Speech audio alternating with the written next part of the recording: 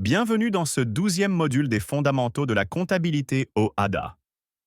Aujourd'hui, nous allons explorer un élément crucial de la gestion financière des entreprises, les emprunts. Nous découvrirons leur nature, leur rôle et, surtout, comment ils sont enregistrés et suivis selon les règles du Cisco ADA.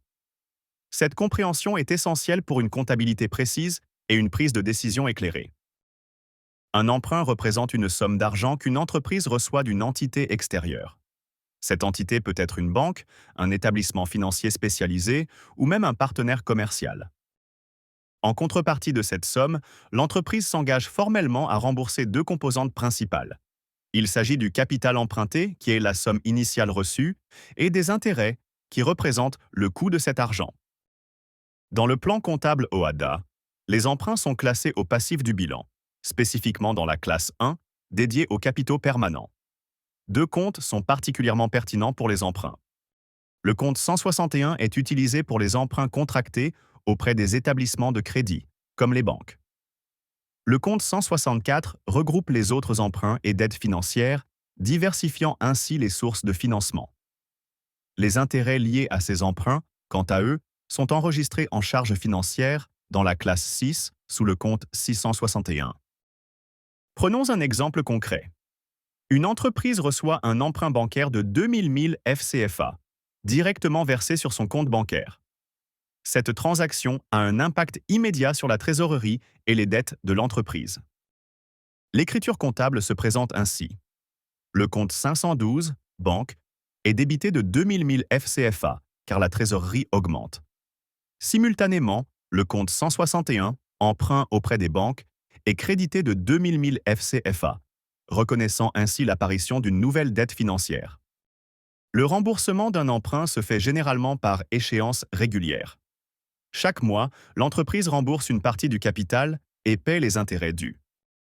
Imaginons que l'entreprise rembourse 200 000 FCFA par mois, dont 160 000 FCFA de capital et 40 000 FCFA d'intérêts. L'écriture comptable reflète cette répartition. Le compte 161 est débité de 160 000 FCFA pour la réduction du capital. Le compte 661, intérêt d'emprunt, est débité de 40 000 FCFA pour la charge d'intérêt. Enfin, le compte 512, banque, est crédité de 200 000 FCFA pour la sortie de trésorerie. Il est fondamental de bien distinguer le capital remboursé des intérêts payés. Le capital remboursé diminue directement la dette de l'entreprise, impactant le compte 161. Les intérêts, en revanche, sont considérés comme une charge financière pour l'entreprise. Ils sont enregistrés dans le compte 661 et affectent le résultat de l'exercice. Cette distinction est une pierre angulaire de la comptabilité OADA pour une analyse financière juste. Lorsqu'un emprunt est entièrement remboursé, le compte 161 correspondant doit présenter un solde nul. Cela signifie que l'entreprise n'a plus d'obligation de remboursement de capital pour cet emprunt. À ce stade, il n'y a plus d'échéance à honorer. Seul l'historique des charges d'intérêt reste visible dans les comptes de résultats des exercices passés. Un compte 161 à zéro est un indicateur clair de désendettement et de bonne gestion financière. Pour illustrer, considérons un emprunt initial de 2000 000 FCFA.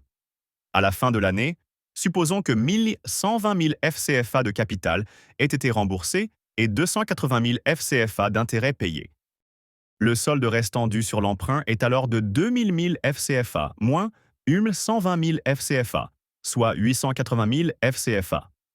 Ce montant apparaît au passif du bilan de l'entreprise, reflétant la partie de la dette qui reste à rembourser. Les emprunts sont un levier financier puissant pour les entreprises. Ils permettent de financer des investissements majeurs, comme l'acquisition de matériel de production ou de véhicules. Ils contribuent à augmenter les capacités de production et à soutenir le développement global de l'entreprise. Bien gérés, les emprunts sont un moteur essentiel de croissance et d'expansion. Félicitations! Vous maîtrisez désormais les principes fondamentaux de l'enregistrement des emprunts selon le Cisco ADA. Vous savez distinguer le capital des intérêts et suivre le solde restant dû. Cette compétence est cruciale pour élaborer des états financiers fiables et pour une gestion financière rigoureuse. Une bonne compréhension des emprunts est indispensable pour tout professionnel de la comptabilité et de la finance. Pour approfondir vos connaissances et exceller en gestion financière, continuez votre formation sur Afrivest Solutions. Nous vous guiderons pour maîtriser la trésorerie, les immobilisations, les provisions et l'analyse financière OHADA. Ensemble, construisons une comptabilité professionnelle, transparente et efficace, capable de soutenir la croissance et la pérennité de vos activités.